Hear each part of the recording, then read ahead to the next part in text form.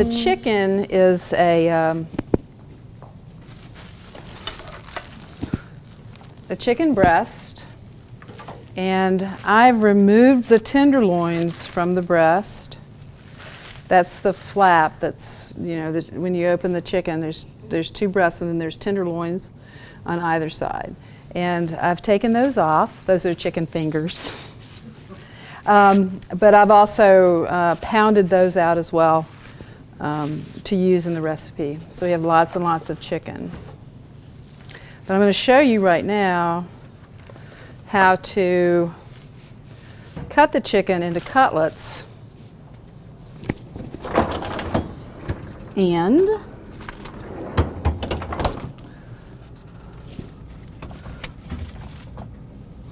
so this is Amish chicken. We carry this downstairs, and like I said, sorry. Is this the Gerber chicken? No, this is Amish. That's what he thought. Okay. Is it the name brand? Yeah. Yeah, the one that has no fat at all. Right. Well, it's chicken breast. It doesn't really have much going for it. And what I like to do is I like to put the chicken breast after I cut the tenderloins off of it. I like to put the chicken breast in the freezer actually, for about 10 minutes, so it's a little easier to make cutlets out of. And so what I'm going to do now is I'm going to make cutlets out of this chicken breast.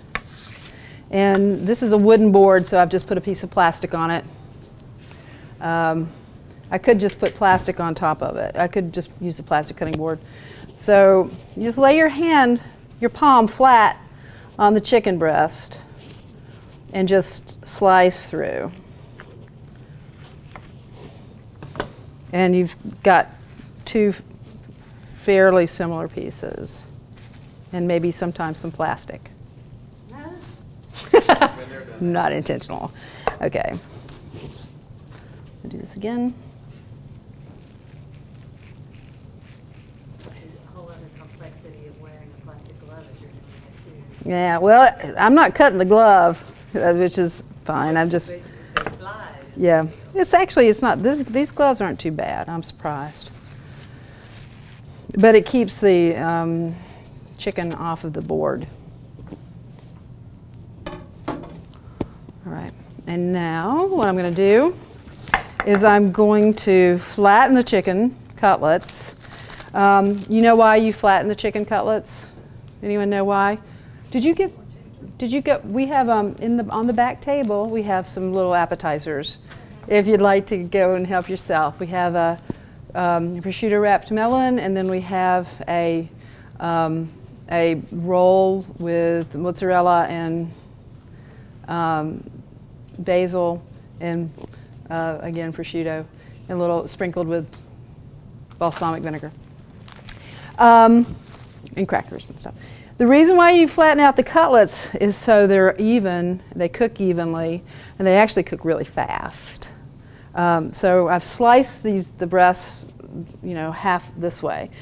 So already there, you know, you've already doubled from 2 chicken breasts, now you have 4.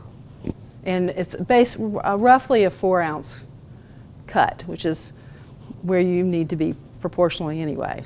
Why did you cut the tenderloin off? Because it's awkward here, Okay. and I can flatten that and use it. Okay. So it actually, you know, 2 chicken breasts become actually 6 or 8 actually. So gives us a little more chicken. Okay. Now I want to get this into this is a freezer type Ziploc bag, and to flatten these chicken cutlets, you just kind of pound and move away from it, so you're not bashing down on it, because it makes it go nowhere. Just pounds the chicken, but you need to actually push it with your hand as well. You can see that the chicken cutlet's gotten bigger as it's kind of stretched itself out.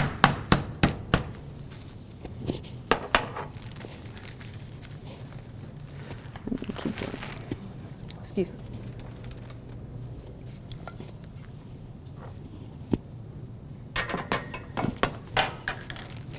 I do one at a time because it's peaceful. I don't really need to rush this. And I have a lot of difficulty getting them an even thickness if I put more than one in a bag at a time. It's just my doofus. Now, when you use the plastic you have down, could you not use I do, but you know, because I only have so much surface so you guys can see. Which we appreciate. Thank you. The reason why I don't just use the plastic that's down here now, was what the question was, is because I need to, the chicken needs to be, I don't want to get the chicken on the mallet. It doesn't do any good whatsoever. It actually takes a lot of the flesh off of it. I would fold it back over itself. Okay. This doesn't, you can fold the plastic wrap over, but you can't pound it, you can't be quite as aggressive because you'll rip the plastic.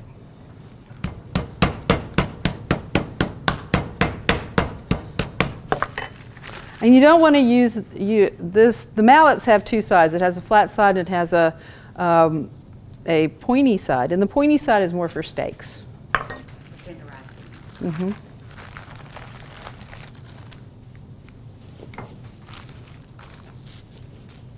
It tenderizes them, that's right.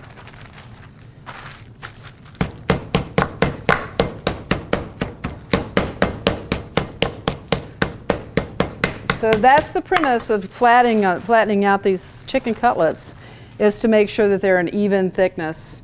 Even if when you cut into the cutlets, lots of times there's still a lobe on the breast, and you just want to pound that out so it's all nice and even and it cooks evenly. And cooks quickly. I mean, these chicken cutlets cook. They're only going to be in the pan for just a couple of minutes. I see veal in the meat section. Uh-huh. Real thin strips. Could I do the same thing, just substitute veal? Yes, you could. Yes, you could. Right. That's the only thing I'm going to use the cutting board for right now, so I'm moving it away.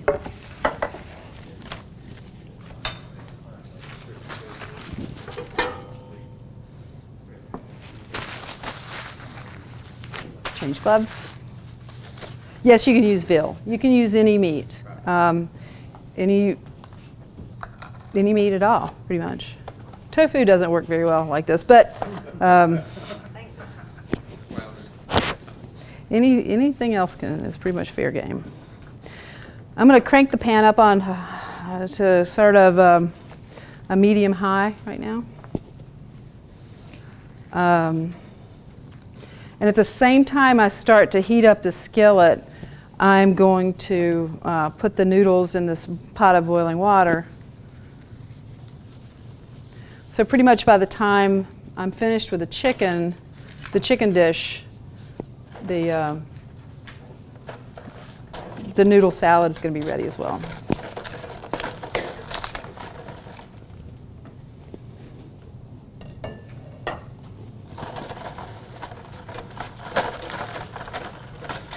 So I've got in the package there, I have the differences between bacon and pancetta and prosciutto. And I'm going to break these in half because it's going to be a salad. It's not going to be very easy to eat otherwise. This is boiling salted water, just regular. I'm just making regular lasagna noodles, but I've broken them a little bit, make them a little more easy to eat in a salad. It's a hot salad with lasagna.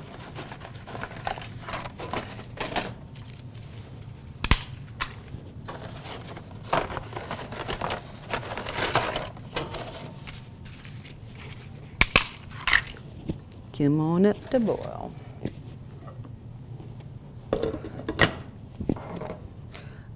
So the differences in the pancetta, the prosciutto, and the bacon.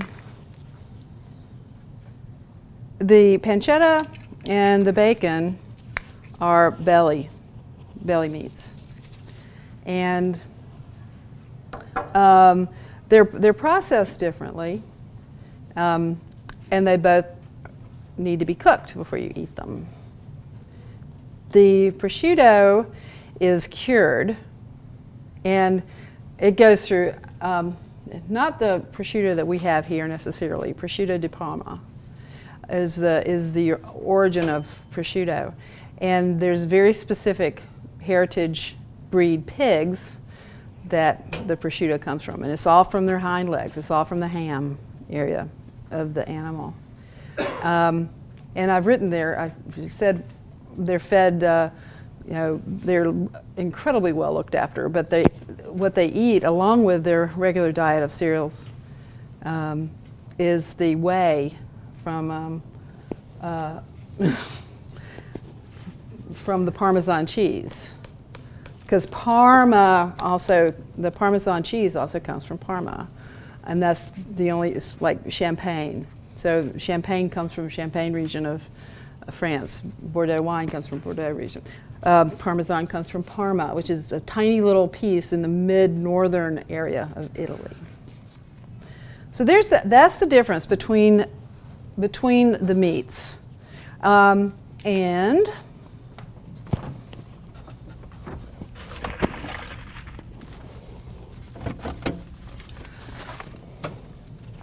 downstairs we have the pancetta, and this is what the pancetta looks like here. And then, of course, we have the bacon, which everybody knows. And actually, this kind of looks like pancetta. The bacon does, and you can use these interchangeably. You can actually use the prosciutto as well interchangeably with the bacon or the pancetta, but you don't have to cook it.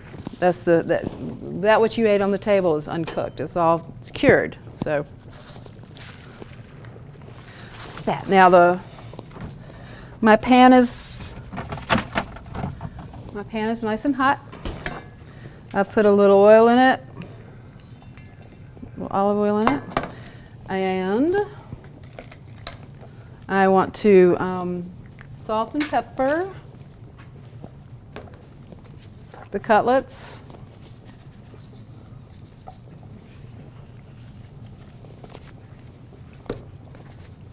Before I put them into the pan. So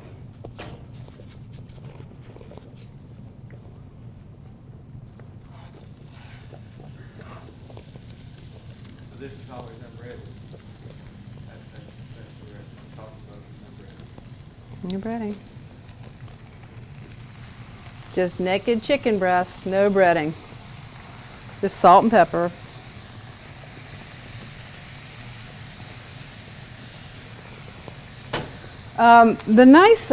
Another really nice thing about the cutlets is that the cutlets are really soft.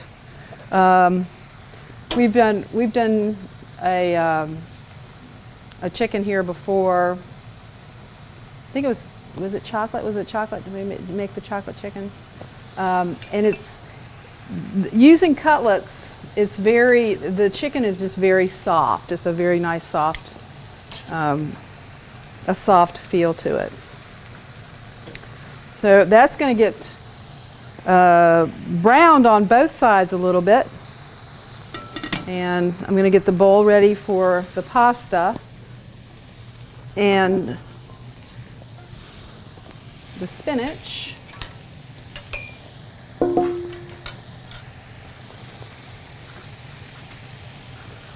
Lots of times in my kitchen, I go ahead and just make a little container of S&P, salt and pepper, and whatever else I want to put in. Sometimes I just do an herb or whatever, and that way you have a nice little container of salt and pepper, and you can just sprinkle. You have a little more control over the seasonings of your meat or whatever you're doing.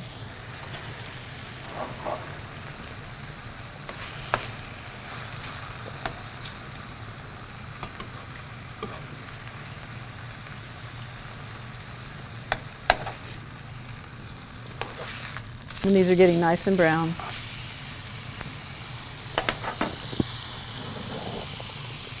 Excuse me.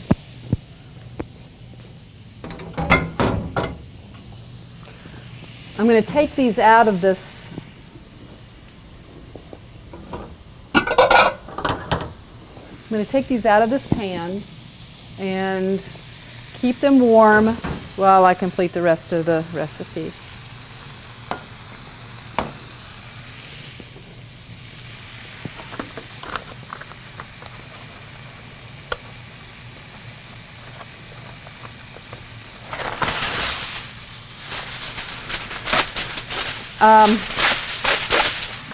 We're doing a cured ham class tonight because we have a lot of cured ham downstairs.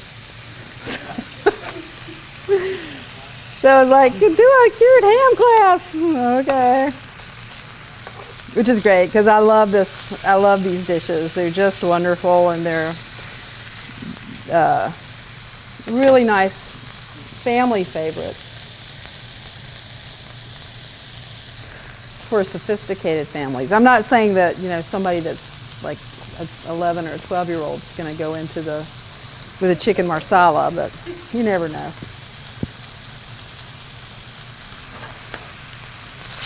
I was always surprised whenever any of the kids that I cooked for would say, "Oh, I love that dish. That's my favorite." I'm like, really? Really? And I applaud their parents for not going, "You're not going to like this. Don't try it." Take these out now. Everyone can see how nice and golden they are on both sides. Are they fully cooked now? Nope. They're pretty cooked. They're just gonna go back in for just a few minutes.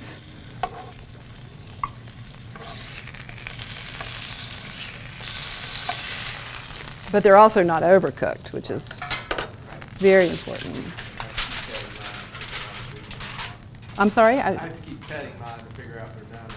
Oh. I'm still trying to learn. Well, these will actually steam for a little bit, and they're so thin that you don't really need to cut into them too much. I mean, and again, they're going to go back into a sauce in just a few minutes. So I'm thinking that we don't have to worry too much about how.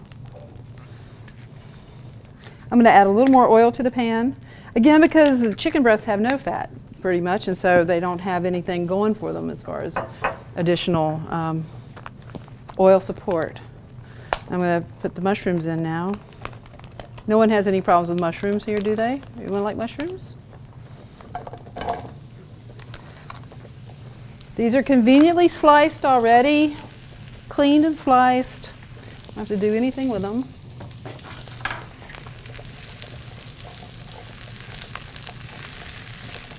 I'll let those cook for just a little bit. I'm going to add some salt and pepper. So these cook for like 5 minutes.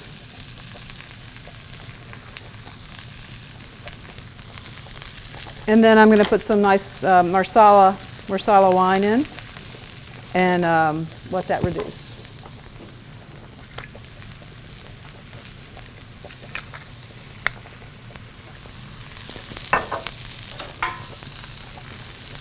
Check on my noodles. Almost ready.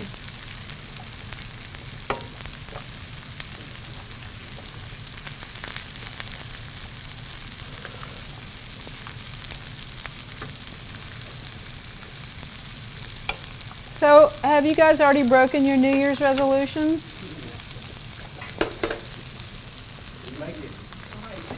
You didn't make any? That's right. If you don't make any, you can't go wrong.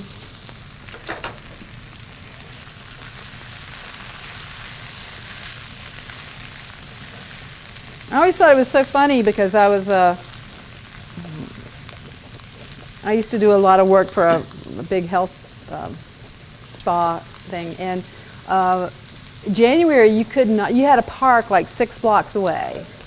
And by the time March came in, you were right on the front door again, you know, right there. Everybody And everyone's like sweating. They all had their new outfits on. Yay! Everything's sparkly and spangly and songy and icky, and they were all just ready to go. But then life got in the way.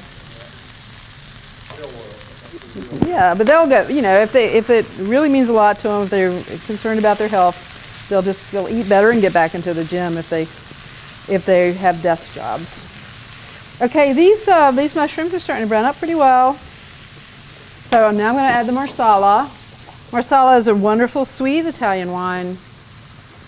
Very, really rich. It's kind of like, it's a lot like sherry. Now, if you have a gas flame, you want to do this off of the gas flame. You want to add this wine off of the gas flame unless you really know what you're doing. Otherwise, you'll lose your eyebrows. I know. It's happened to me before. Can I ask you a couple questions about that? Yes, sir. I buy that, and I don't buy the sweet, so I'm buying. Well, this is Marsala is sweet. It was what it is. I'm buying a Marsala, and there's like two kinds. You buy a sweet or a dry. This is just Marsala, just Taylor, New York Marsala. Yes, sir. Are you kidding? If I didn't sell it here, I wouldn't be able to get it. Okay. How long can I keep it in the fridge after I'm open? I don't keep it in the fridge at all. Really? Yeah, Oh, it's just a wine. Months and months and months? Yes, it's good until it becomes vinegar. Okay. I've never kept it around enough so it becomes vinegar. And what would distinguish this from chicken Marsala? There's tons of different Marsala recipes, and just I've done a lot of really great. You can actually use it interchangeably with sherry in stir fries in Chinese food as well, because it's really great in stir fries. Cherry I've seen dry. Yes, dry and sweet. I've seen the dry. Okay. I've seen the dry Marsala. That's fine. Then when I make Marsala. And so now I've scraped up any of the fond, which is the leftover, whatever's left over from the chicken that was cooked, the chicken fat, and any of the nice brown stuff that was on the bottom of the pan. Even though this is a nonstick pan, you still scrape it up anyway because it's great in the gravy. And now this is beef broth. I'm going to add this in now. This is Pacific beef broth.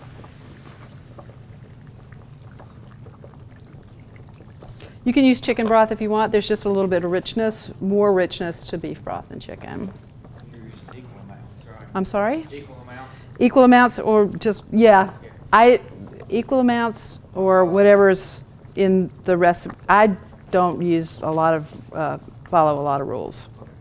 So I bet you didn't know that, did you? You used the word in here, deglaze. Sir? What does that mean exactly? Deglaze was what I was talking about picking up the fond, picking up the, and alcohol and acid does that.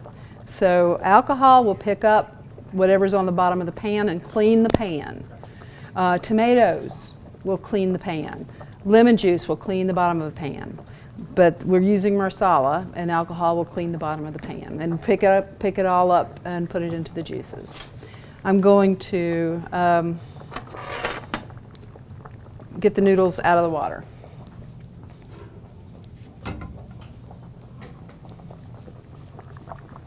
Turn this off.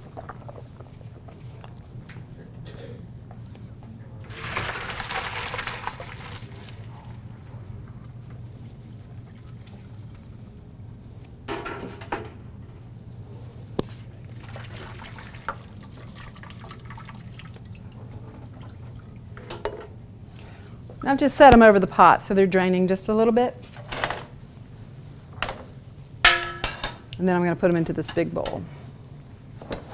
This reduces, this will reduce down for about 5 minutes. Now I've got the noodles for the spinach, and I want them to be still a little warm. a little warm because it's going to melt the spinach. Got my big bowl. You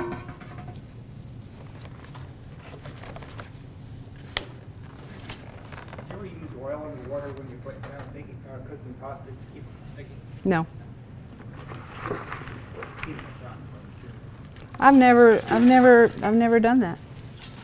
Does it? I've never put oil in water to make spinach not stick. Have you? I mean, yeah. Yeah, the pasta. Sorry. Have you done it? Does it work? Does it help you? I have always done that, but I've just learned it's not good to do it. Ah, It actually makes it adhere. Yes. it makes it stick. Yes. It makes it stick more. But I always thought you put it in there Or to keep it something from green it, but to you break don't. break them apart, or keep it apart. And I don't know how that started. How that. Okay, so now I'm going to drop butter in here. In this is again, this is a warm noodle dish. Side dish. Get the butter wrapper out and sprinkle parm in here.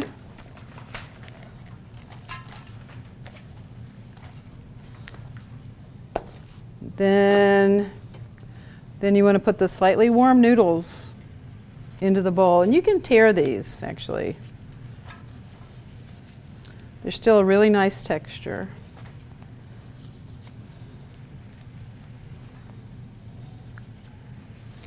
And they're just warm enough so it'll melt the butter and it'll start to melt, it'll start to wilt the spinach a little bit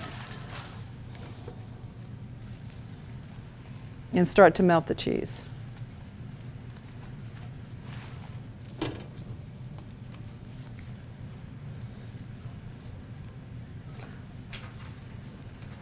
You can actually make like spinach roll up with this the same way.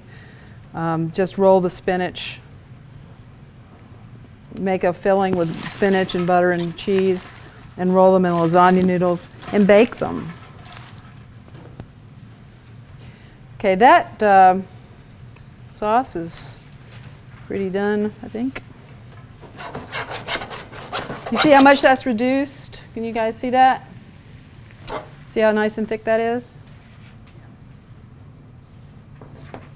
So I'm going to take it off the heat. Turn off the cooktop. And then add the chicken back into it.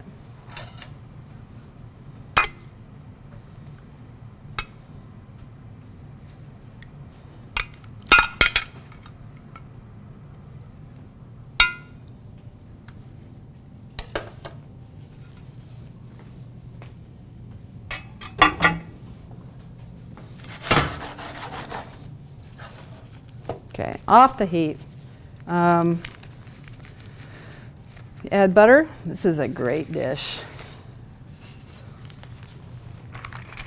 You add butter, you add sage. This is fresh sage that I've chopped. All right, give it a little toss. I was told that the word Saltimbocca means jumps in the mouth.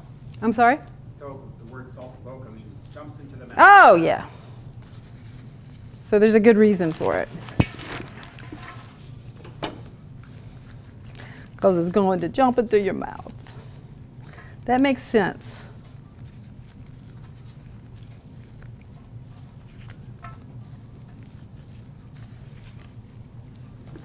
That makes a lot of sense. I think there's some pancetta, some prosciutto that needs to go into that too.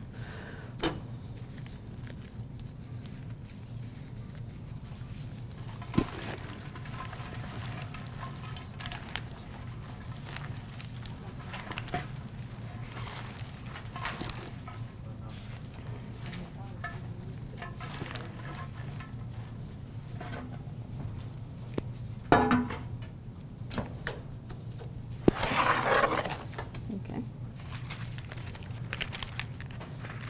This all happens, a lot of this happens off of heat. So I'm not cooking the sage, and I'm not cooking the prosciutto. And I'm just going to tear it into the dish.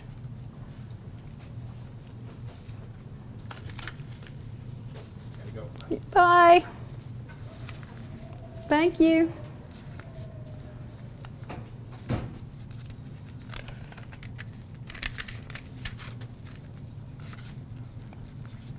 I'm just tearing it right from the pack into the plate. Okay.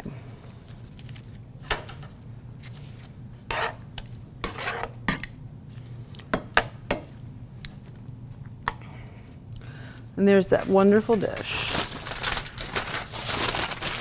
You guys ready to eat?